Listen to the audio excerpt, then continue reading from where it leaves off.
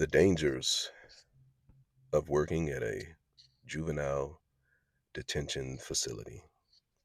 What's up, YouTube? I'm the real Rayhan. For those of you who are new here to the channel, I tell stories about different life experiences that I have encountered.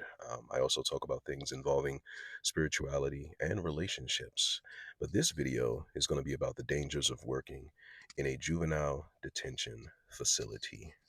Let's get to it. For starters, what does it take to be employed by a juvenile detention facility? First and foremost, you must be 21 years of age or older. You must have a clean criminal history. And most importantly, you must not have any crimes, violent or nonviolent, that are against people who are underage. They will do a CPS check to ensure that you are not on any type of registration list, and to make sure that you have never had any type of what do you call it, CPS type crimes against you. That could be child abuse, child neglect. I guess it could be violence, like assaulting of a minor. um, these are some of the qualifications that you have to have. The background check will be extensive. I'm not sure if it is nationwide that they do the background check. I know when I applied, it took it took about 12 weeks, 11 and a half, about 12 weeks before the check came back and everything. And what's crazy about that is I had actually applied to another place of employment who did a statewide check through live scan, and that check came back within 24 hours. No criminal history. But the one for the juvenile detention facility, they actually do a check through the FBI. So I imagine that means that it's going nationwide, and they're checking each and every state to make sure that your name doesn't appear on any type of registry or any type of CPS list. Maybe I don't know, but it took quite some time. Anyway, getting a job, because there is no real qualifications for it. You don't need any type of college degree, or you don't need any type of previous experience. I mean, as long as you pass the background checks, if that's something that you're interested in doing, you're in. But now that I've spoken about the qualifications, let's talk about the dangers of working in one of these facilities. And as you guys can imagine, having worked in a juvenile detention facility, there are quite a few stories that I can tell you. And I will tell many of those stories in the future. But on today's video, we're going to focus on a story involving a youth by the name of Amid. Now, for purposes of protecting the identity of the people that I'll be speaking about, I will refrain from using their last name. Those of you who are not new here to the channel know that I have served in the United States Air Force, and I've also worked as an armed security officer for the Department of Homeland Security. Calling people by their last name is a habit that is very hard for me to break. But for the purposes of this video and protecting the identity of the youth in this video, I will not be utilizing their last names at all. Today's story is the story of Amid. Now, just to give you a brief understanding of who Amid is, Amid is a 15-year-old, now 16-year-old, now 16-year-old child of African descent. His parents, mother and father, they're originally from Sierra Leone, okay? They live here in the States now. So Amid lived with his mother, his father, and he had two siblings, brothers, one older, one younger. He was the middle child of three. Amid is an anomaly. And what I mean by that, at 15 years old, Amid is 6 feet tall. He is 251 pounds. Now, let me give you proper context. I am 6 feet tall and I am 227 pounds. Amid is much wider, much more solid than I am at 15 years old. And this guy is not done growing. The best thing I can give you to describe the physical appearance of Amid, Think of a gorilla. No pun intended, but think of a gorilla. This is literally what he reminds you of. His lower body is solid. His I mean solid muscle. He's wide around the waist. He has a massive his back, his shoulders are broad, his back is like spread, like he literally looks like a gorilla. That's literally the best description I can give you. So Amid's size allows him to bully and intimidate his way through life. In his household, where he lives with two of his siblings, an older brother, a younger brother, his mother, and his father weighs a solid 160 pounds. Can you imagine being a father and having a child who is 251 pounds and you're trying to impose discipline on this child, especially if you don't start that discipline young and that child decides that they want to get out of hand? It is very difficult for his father to keep him in line and to provide discipline because Amid is probably twice the strength of his father, almost twice the size of his father.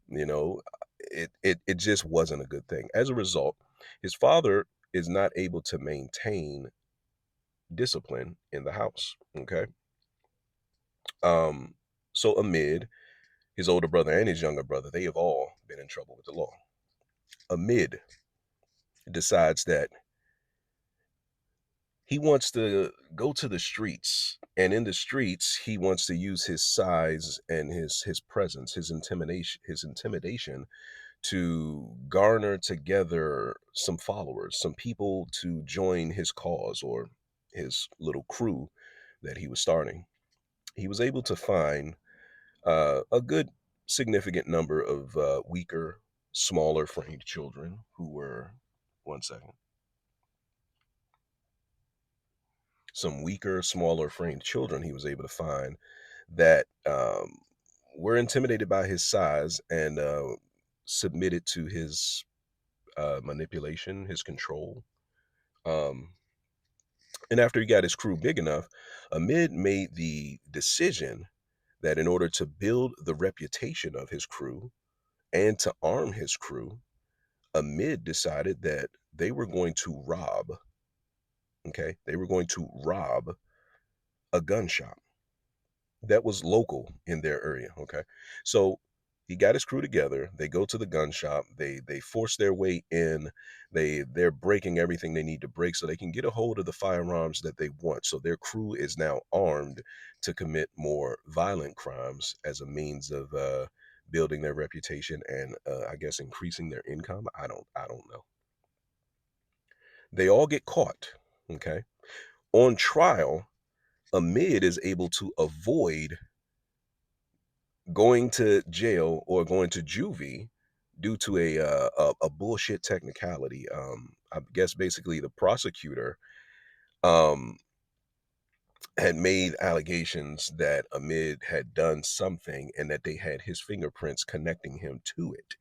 He never admitted to it, so the prosecutor had to submit those fingerprints and compare them against his fingerprints, and it was found that it was not his fingerprints, despite the fact that they know that he was there, that he was somehow involved in this crime that took place, which is breaking into a gun shop and, smashing property, stealing firearms. He was able to avoid charges on that one technicality, and he was released.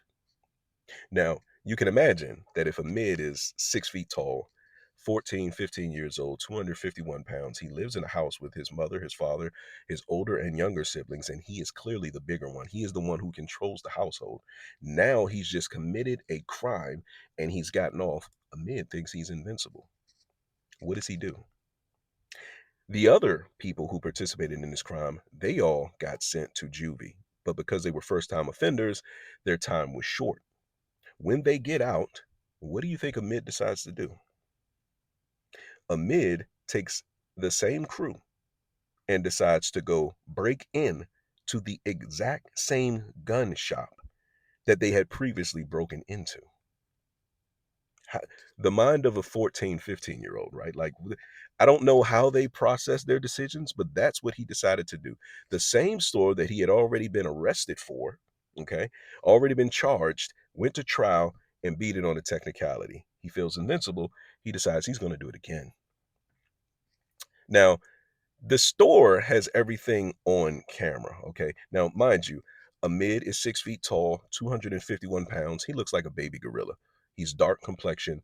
Even with a mask on, if you see him on camera with other youths that are in his age bracket, he's substantially bigger. He's gonna be very distinctive and easy to notice.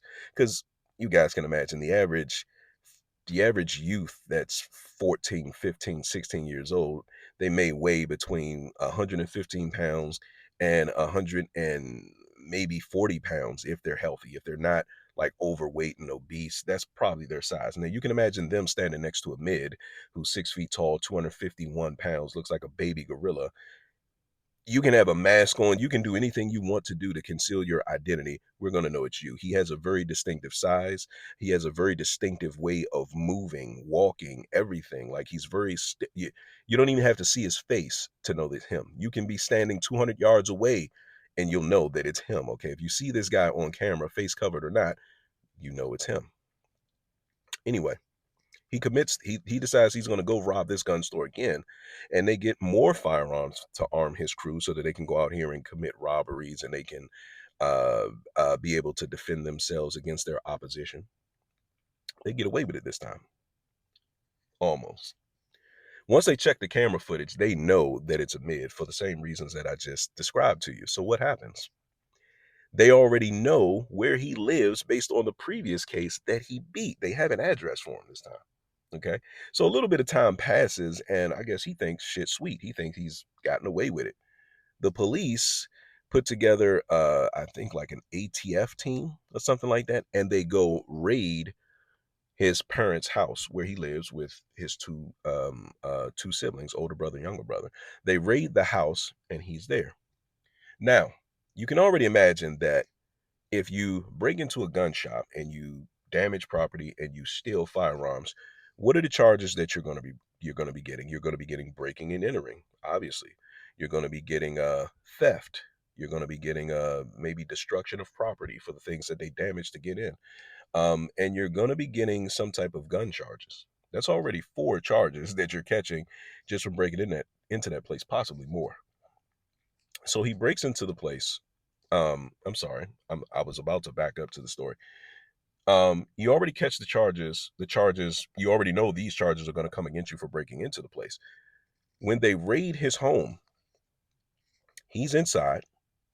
The firearms that were in the gun shop are with him. Okay. So they identified him based on the fact that he did this thing previously. They had his address to know exactly where he was. They identify him there.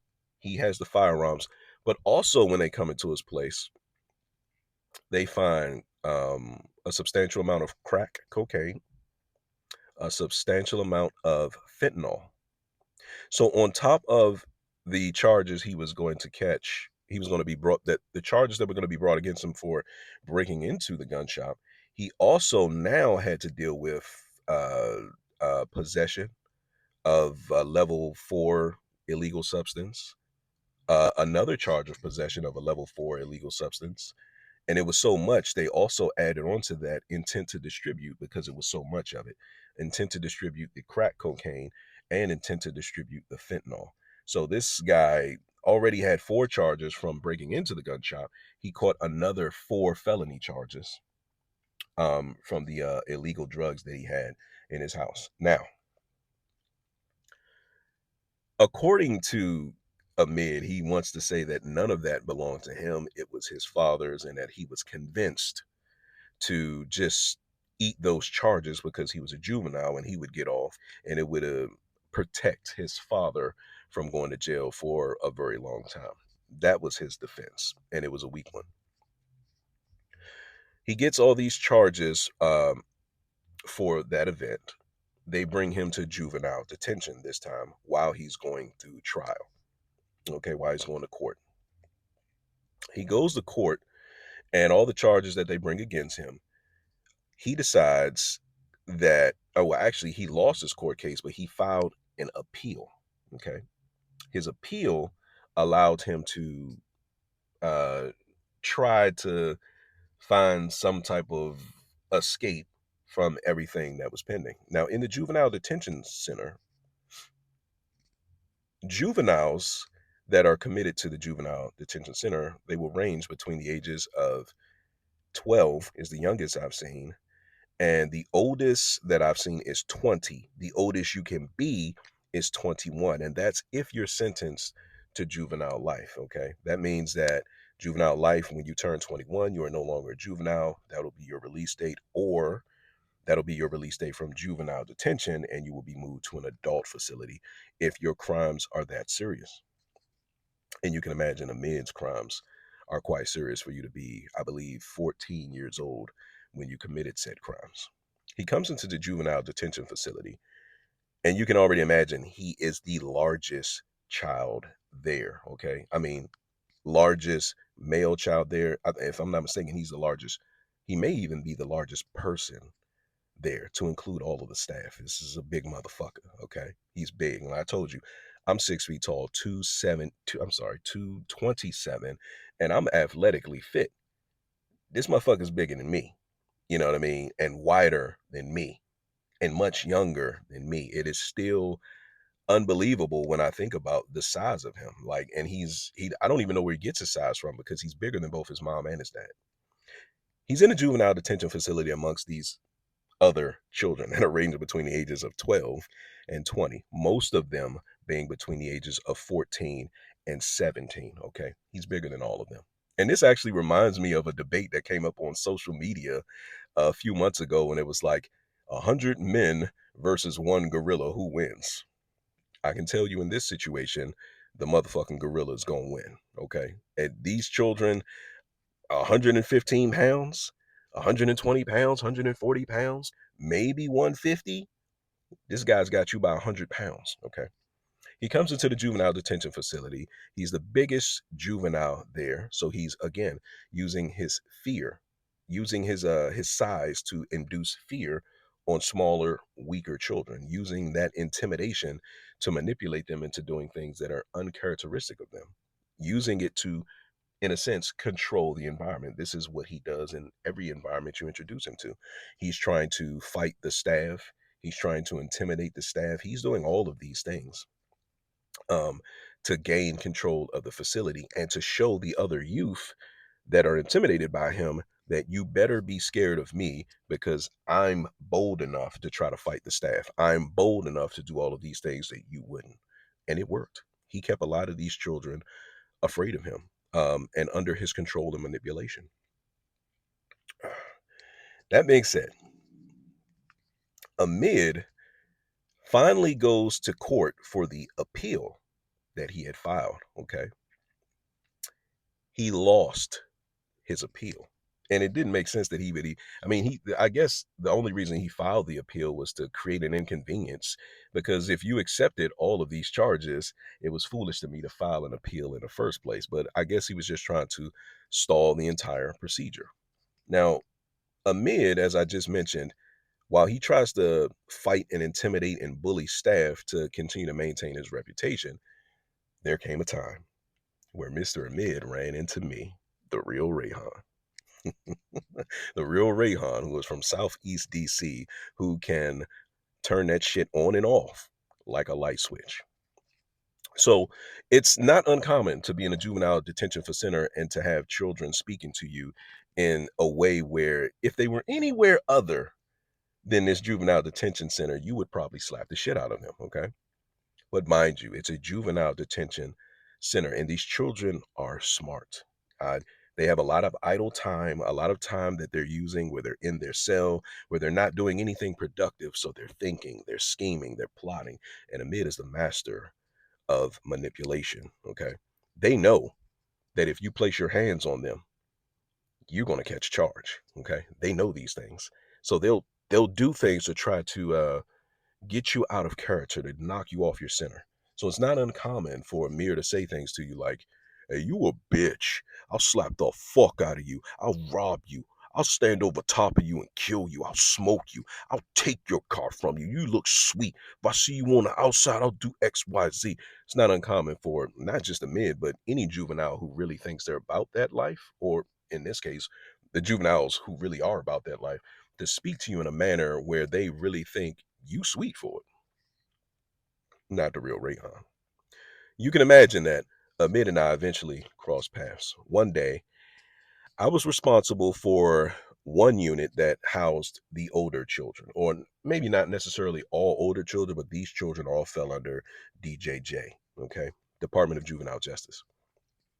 On this particular day, they decided that they were going to do rec and they were going to mix the units. And by mixing them, I mean they were going to allow unit one, which is the unit I was responsible for, there's about 15, 16 kids there, two staff, to do rec with unit four, which is where Amid was. Either way, Amid is doing rec, and Amid will, like I said, he will try to bully and intimidate the staff. A lot of the staff there don't like him. You have some of them that are afraid of him, but they don't try to show it. They try to show it in ways by like cooperating with him, giving him information about other staff people and about what's going on in the facility and how he can control and manipulate these things. They like try to stay out of his way. Not the real Ray, huh? Nah. We ain't doing none of that. Okay. Like I told you guys before, I have a fierce sense of justice, and I'm not about to back down from whatever challenge there is that takes place. So during this day that we're in rec, like I told you, it's already been many instances where Mid was saying things like "you a bitch," I'll fuck you up, I'll beat the fuck out of you, I'll slap this shit out. He's already ran down all of these lists, right? One day on the unit, he attempted to do all of these things in front of the other seven children that were on that unit, the children that were kind of like under his control. And I found a kink in his armor. While he does use his size and his strength to intimidate smaller children, he's not the most intelligent in terms of like book smarts. He tries to Joan, and I don't know where you guys are viewing this video from, but joning is in a sense where you're trying to one up somebody. Some people call it bidding, some people call it cracking, roasting, cooking. They have different names for it, but it's basically a series of jokes. You so dumb this, or you so black that, just so you can understand what I mean when I say joning. He tried to joan on me one day, right? And I was having none of it. I'm like, one thing about me is my snaps, they're going to be better than your snaps. So as he was joning, I let him say what he had to say. People kind of like smirked at it, turned their head the other way, like, here he goes again. And then I was like, bro, I'm trying to tell you, if I start joning, I'm gonna hurt your little feelings in this joint. So he kept going, do it, go ahead and join it. You ain't gonna do shit, blah, blah, blah, this and that and other. So I started letting him have it. And my Jones were all valid to his appearance. That was the only thing I was Jones on, his appearance and his behaviors. But my delivery is done in such a way, it's so comedic where I might say something like, you old banana eating gorilla face looking ass bitch, something like that. And all of his followers were busting out laughing at him. And he could not take the fact that he was not in control of this situation any longer. Okay. This caused him to build up animosity against me, animosity that he provoked himself. No big deal to me because when it comes to the snaps and the yo mama jokes, my yo mama joke is going to be way better than yo mama joke. So, anyway, he has this animosity built up towards me. So one day in rec, and rec is simply in the gym, there's just two basketball courts and a couple balls for them to throw around. I think there's a pull-up bar in there also, all secured. So one day in the gym, I think the issue with him was this particular day, he thought that he was the best basketball player in the facility. He wasn't. We had a couple guys that were there that were youth that had gone to college or played basketball for their high school team. He was not the best, but he was one of those guys that thought, I'm the smartest person in the room. I'm the best person at this. I'm the best chess player, excuse me. He thought that that's who he was. So anyway, he's playing basketball against some of the guys that I knew were better than him. So every time he missed a shot, missed a layup, got the ball taken from him, I'm just like, come on, man, you can't be one of the best basketball players in a facility if you can't make that shot, if you can't get that pass off, if you can't get to the hole. Like, come on, man. This was frustrating him. Mind you, he already had tension against me because his yo mama jokes were not better than my yo mama jokes. So He's like, man, why don't you shut the fuck up, man? You dick riding, man. You dick riding me. I'm like, no, I'm not. I'm simply reinforcing the idea that you said that you were the best basketball player in this facility. And I'm just simply reinforcing the idea that you're not, because you're missing a lot of shots that the best basketball player in this facility would be hitting. He was hating this. Right. So it got to a point I called for a break so I could run to the restroom, because everything we do, we have to be broken. We have to maintain 24/7 surveillance of these children.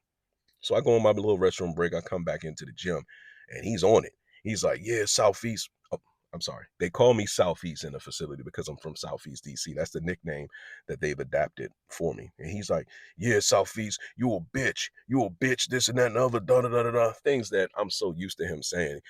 What I can't even remember what it was. And I was like, you keep saying that shit. He was like, yeah, I'm your father in here. And I was like, dude, do you even know your father? Like, do you even know who your father is? No, fuck that. So he comes over, he grabs my hat off my head, and he puts it on his head and he shoots a shot.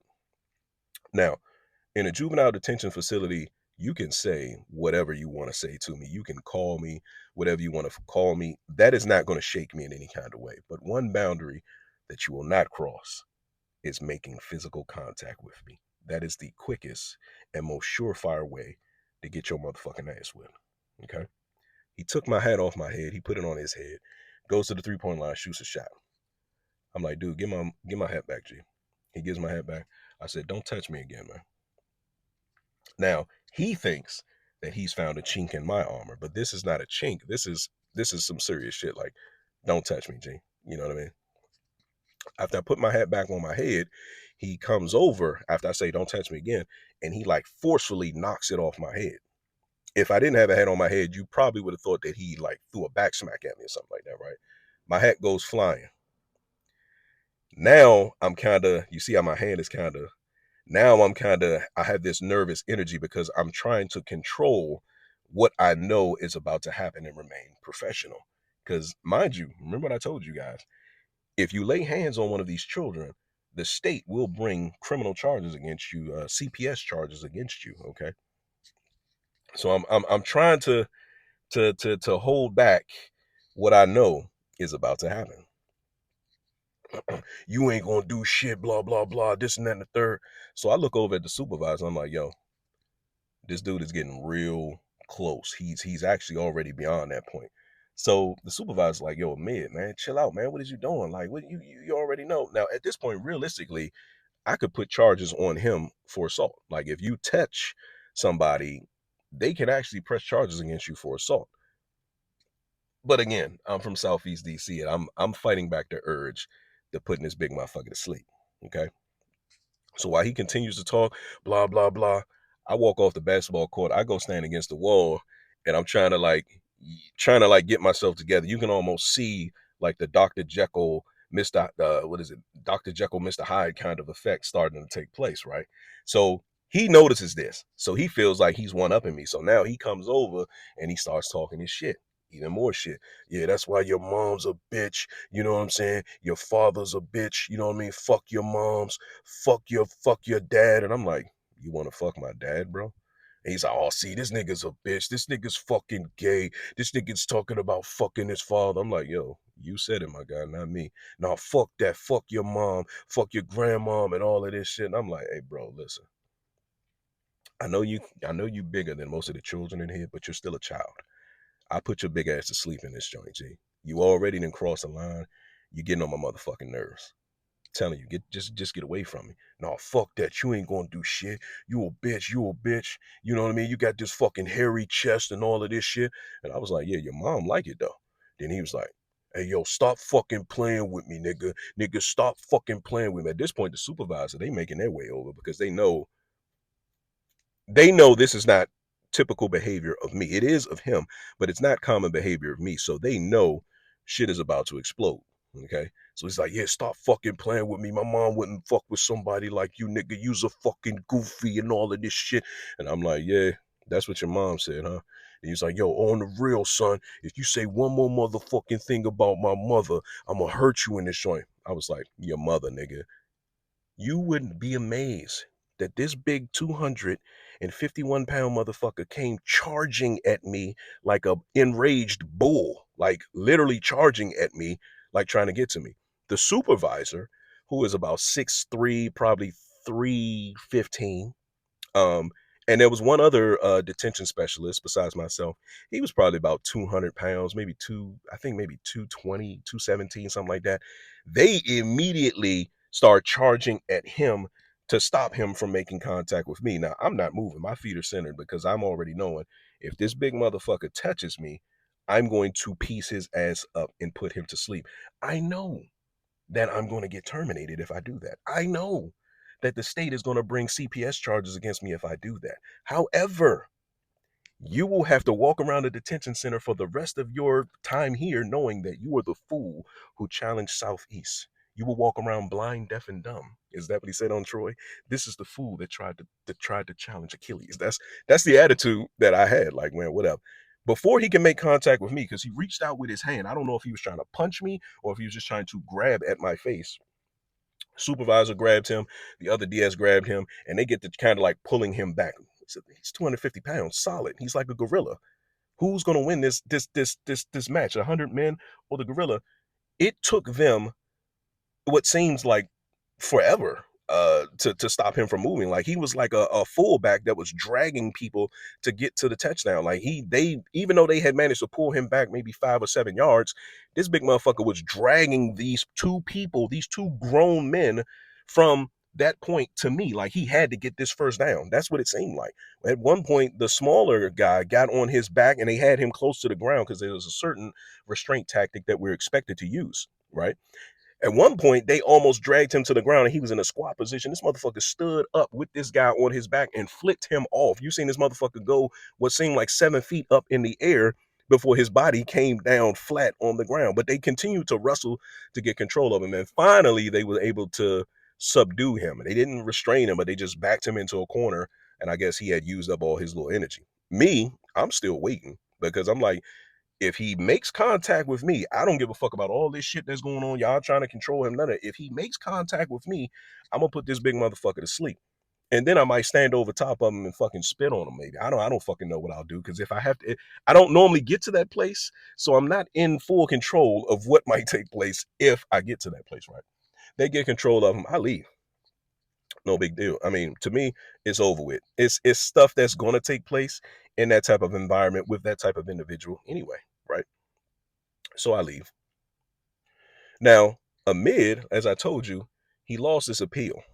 And it came to my attention that what Amid was actually doing was he was trying to cause commotion. He knew that the fight really wasn't going to take place. He knew these guys were going to grab him, but he was trying to cause enough commotion because he wanted somebody to bring charges against him because he knew that if charges came against him, it would keep him in this facility, which is where he wanted to stay.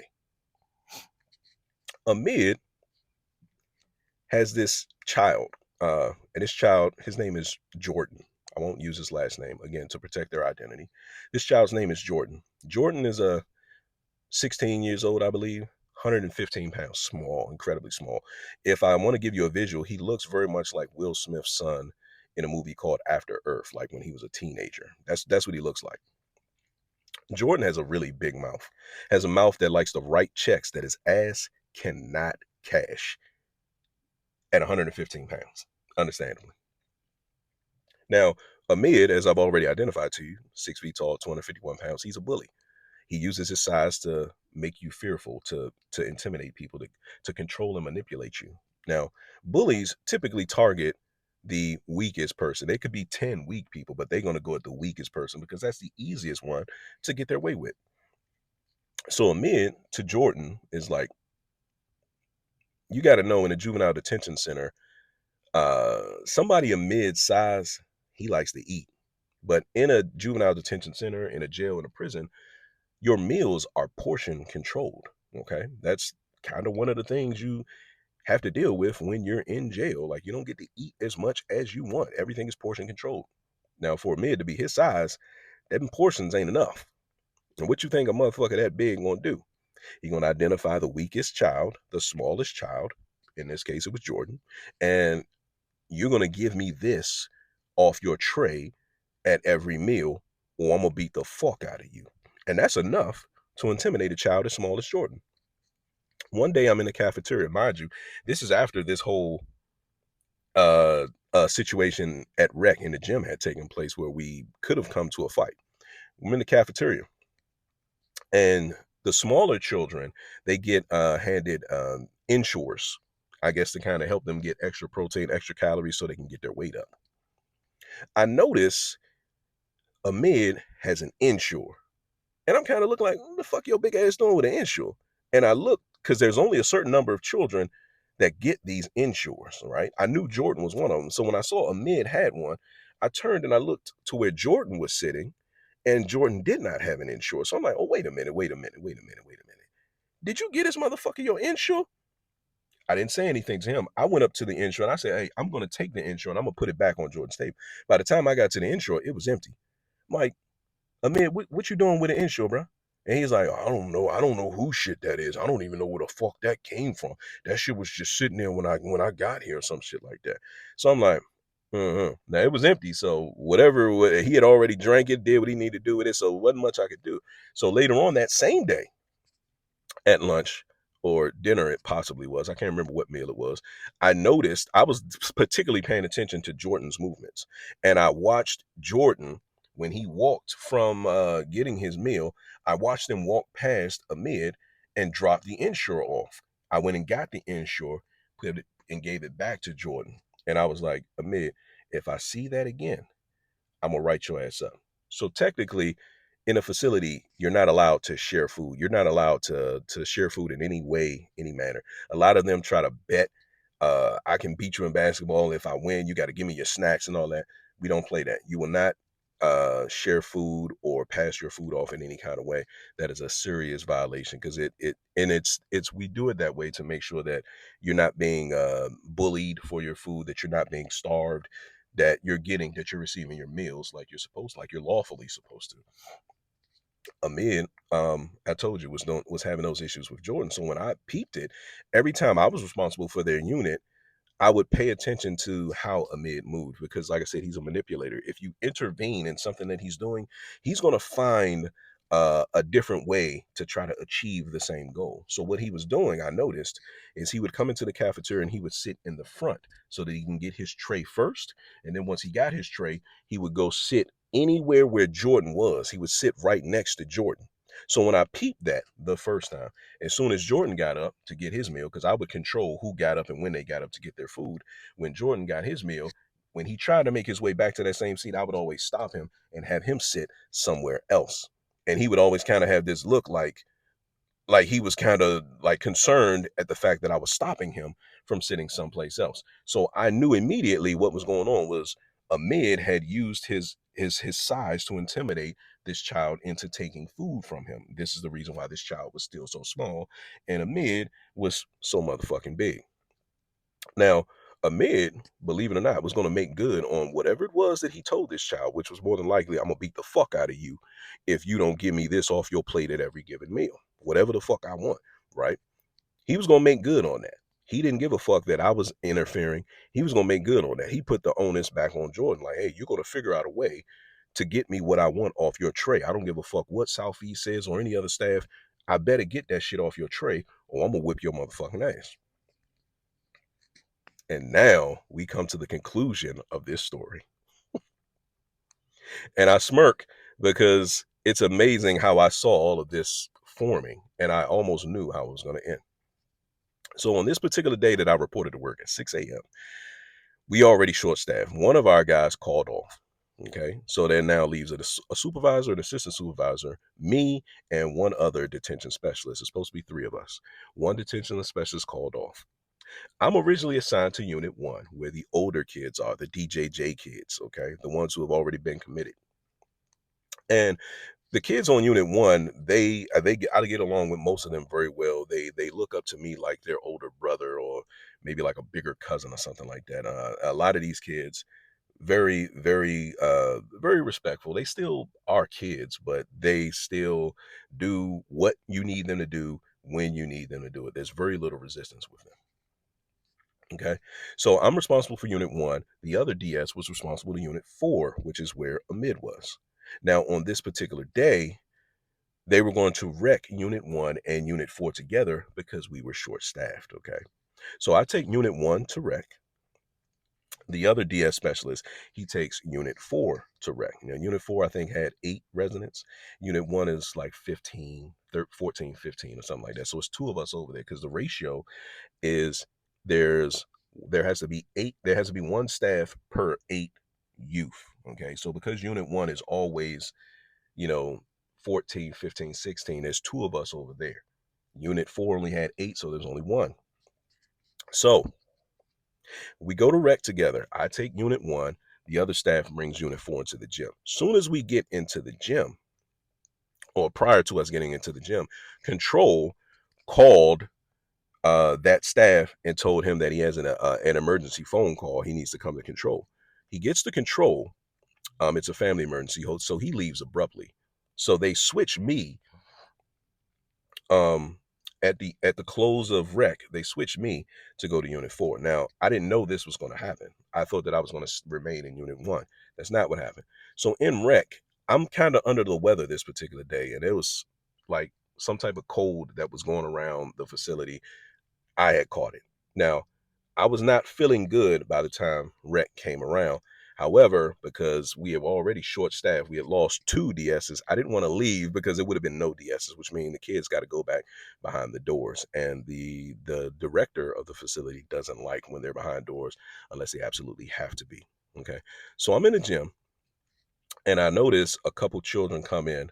One of the kids' names Benjamin. Now Benjamin, I can best describe him. He looks mulatto. I think he might be half Italian, black and Italian. I'm not sure, but he looks. You can tell he's mulatto. Um, Wears glasses. He looks like a nerd, honestly, and he's always to himself. Or he'll come talk to me about his father, his siblings, and stuff like that, his family. On this particular day, he comes into the gym and he's with another child by the name of Keon. Now, Keon is probably about 100 pounds. He's the equivalent of a chihuahua. He'll bark, bark, bark. He'll keep talking all that shit. And as soon as you step to him, then he'll straighten himself up. And there was one other child who was new.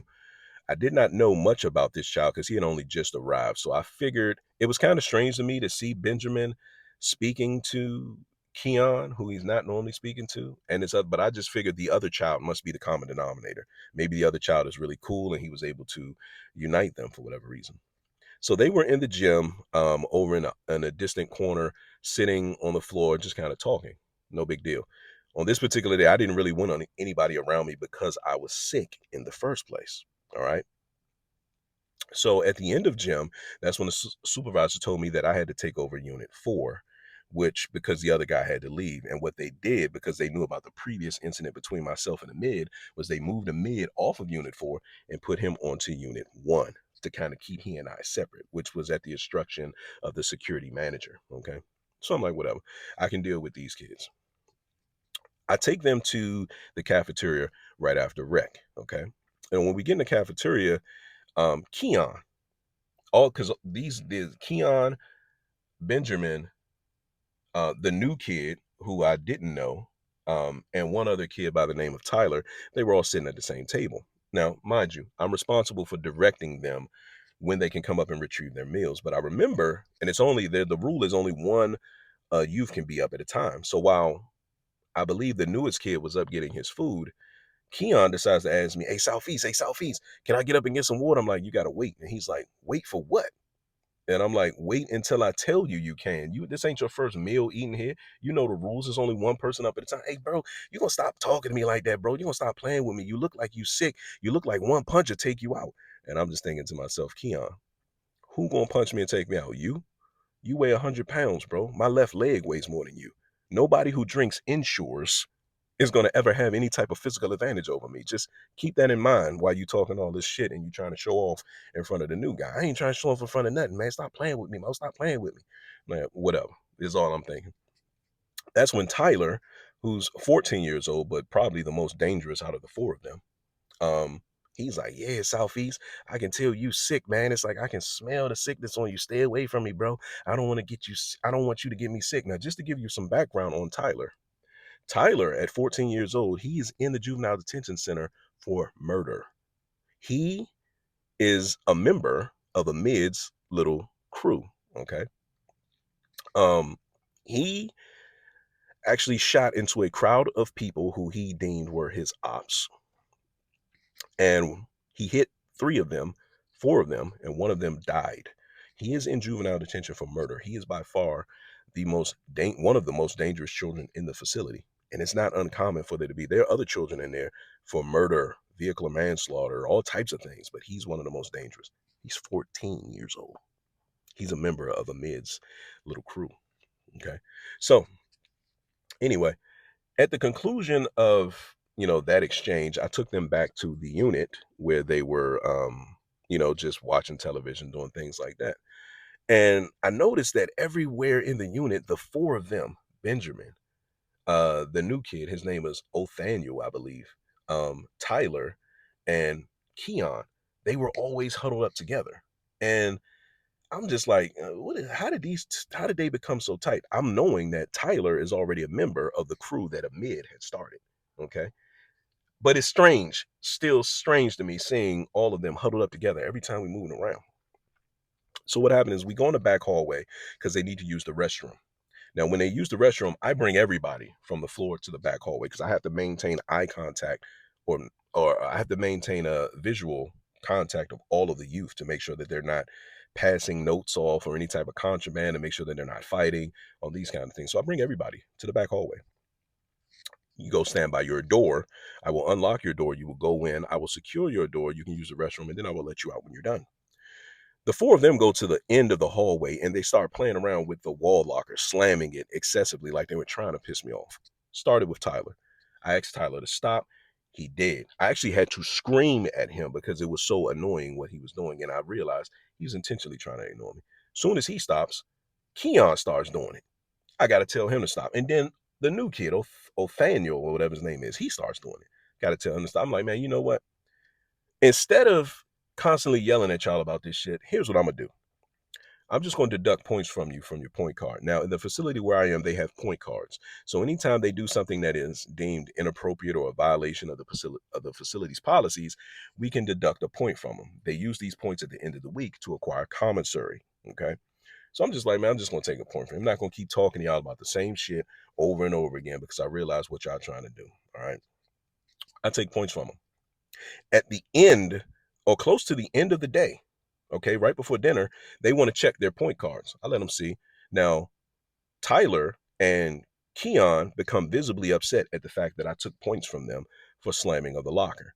And they go, they on this tangent, man. You a bitch, man. I don't even fuck with you like that, man. Oh, man, how the fuck you gonna take all that kind of dumb shit, right? I'm sitting at the desk, which is at the front of the unit, closer to the front door. They then go into what is called the level 3 room. Okay. And it's kind of like a little small separate room where you can be to kind of isolate yourself from everyone else. The four of them, again, like I said, they ate lunch together. They were sitting in the cafeteria. I mean, in the gym together. They kept moving around together. Okay. Now, at this point, I was cool with them moving around together simply because three out of the four of them had already been causing problems for me. And I figured it was better for them to be separate over here in the level 3 room versus in the day room where everybody else was who was properly behaving. Okay. Without them having to go into their room because the director doesn't like them in their room unless they've done something that warrants it. So while they're in the level 3 room, I keep hearing Tyler, who is the one who is in here for murder. I keep hearing him say, man, you should glass this nigga. You should straight ice this nigga, man. You acting like you scared or something, man. At this point, I don't give a fuck. You know what I'm saying? You gonna do it? If you do it, man, I'm gonna follow up, man. Nah, don't worry about that. That nigga's sick. So I hear this and I'm like, I'm sick. Is this motherfucker talking about them attacking me? This is what I'm hearing. He's planning an attack on me, right? But again, I'm thinking to myself, these guys are small. Even if it's four of them together, fucking three of y'all, two or three of y'all are gonna go to sleep. And the other ones, I'll be able to wrestle and deal with you guys. Like, but I'm gonna knock two of y'all little motherfuckers out because three of them were probably like 100 and less than 120 pounds. Three of them. Hold on. Let me think. Tyler might have been like 140, maybe 145. Keon was probably like 105 pounds. Othaniel was probably like 110 pounds.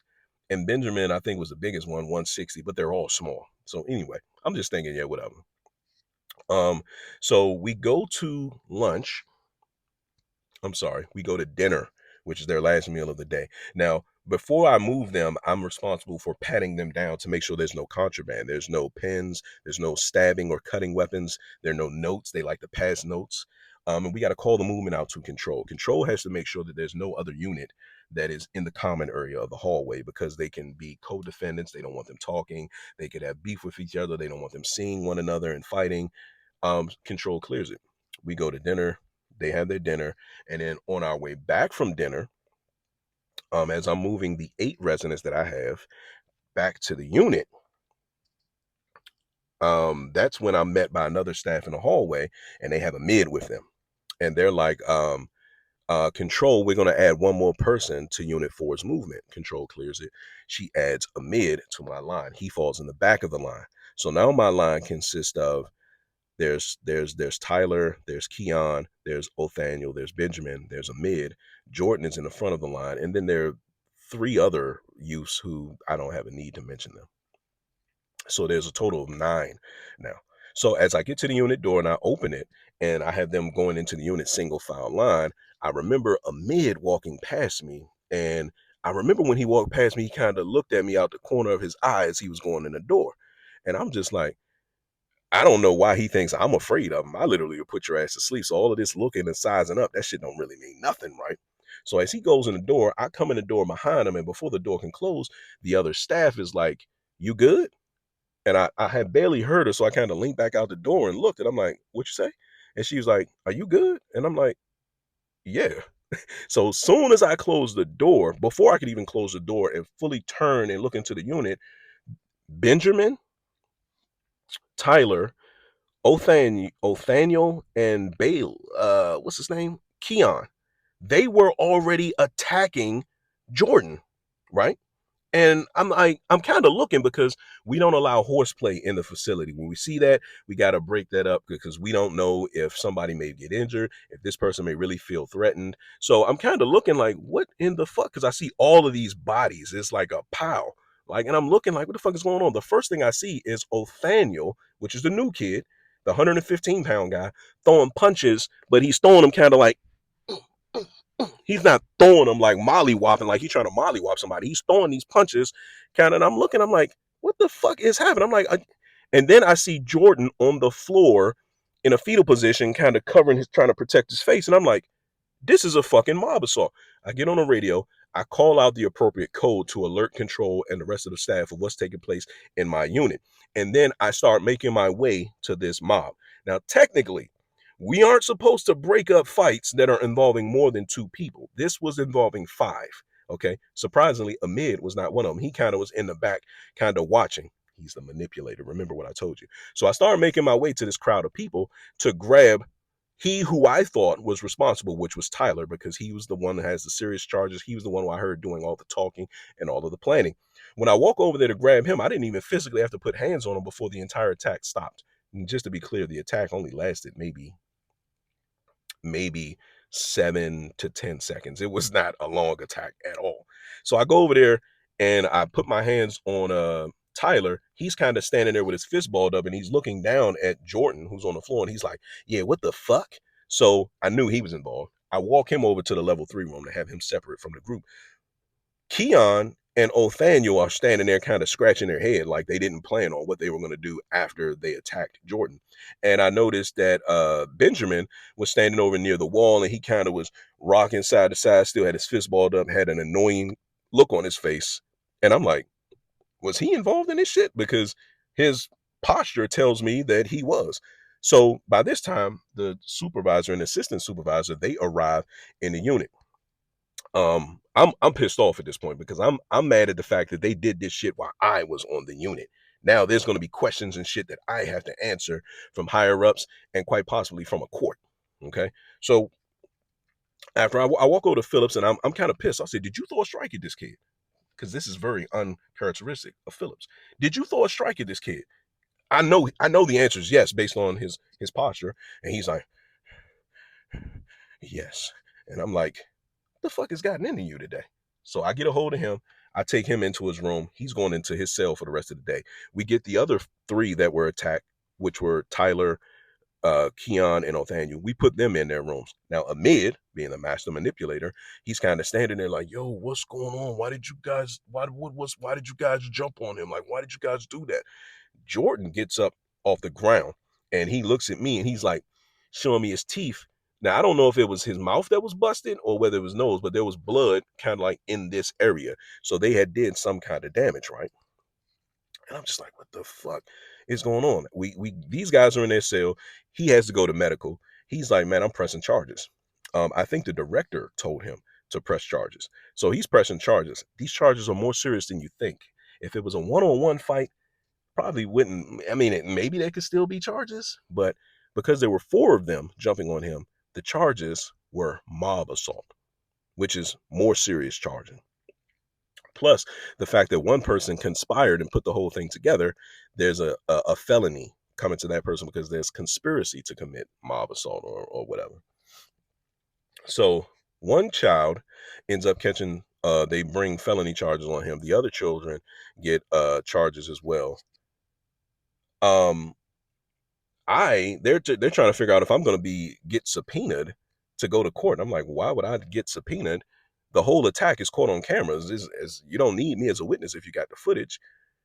Do you know that some staff in the facility told these guys that the camera is not working? If you're going to attack him, you want to do it in the unit today because the cameras are not working. This is what I mean when I say a mid has staff that try to cooperate with him. They're scared of him, so they try to cooperate with him and give him the information he needs to manipulate the situation how he wants to manipulate it. He manipulated this whole thing for them to attack Jordan because Jordan was no longer giving him whatever it was that he wanted off of his meal trays. So the other kids got charges pressed against them. I got subpoenaed now because I got to go to court to say what it was that I saw and all of that. I had to talk to the director about this, and the director was like, why did you even allow them to be in a level 3 room? Are they supposed to be over there? And I'm like, I allowed them to be over there because 3 out of the 4 of them were already causing problems for me that day. And I thought it was a good idea for them to be in a level 3 room because it kept them separate from everybody else who was not causing a problem. And it allowed me to hear what they were talking about because I was sitting at the desk, which was only 3 yards away. And she's like, Then she was like, well, when you heard them planning, why didn't you call the supervisor? I'm like, well, why would I call the supervisor? I hear youth all day, every day saying things like, you a bitch, you should punch this nigga, I'll fuck you up. I hear that every day. I'm not about to call the supervisor every time I receive a threat from one of these youth. In case you haven't noticed, I'm physically capable of defending myself against one of them. Now, I know, mind you, I know, like I previously told you, that if a youth attacks you, and you defend yourself in any way other than a restraint tactic that the facility taught you, the state will bring charges against you. If you punch one of those youths to defend yourself, the state will bring charges against you, CPS charges. You quite possibly will lose your job. But in my mind frame, if you put me in that position, let's say Amid, for example, if Amid decided to attack me, he's larger than I am, I'm going to fight you like you're a grown man. I'm going to fucking destroy you in this facility, knowing that I'm going to lose my job. And if the state says, eh, maybe they'll say that was self-defense, that was justified, but maybe they'll stay strictly within their guidelines and say, hey, you signed up for this job. We got to bring CPS charges against you for hitting a minor. I'm going to bring charges against the minor for putting me in a position for having to defend myself against you in the first place. So that's my mind frame. No child in here is going to gain the upper hand on me. You're not going to make me look like a child or treat me like one, or anything of that matter. So I got subpoenaed. I got to go to court in the future for this shit while they're bringing charges against these guys and they're receiving new charges.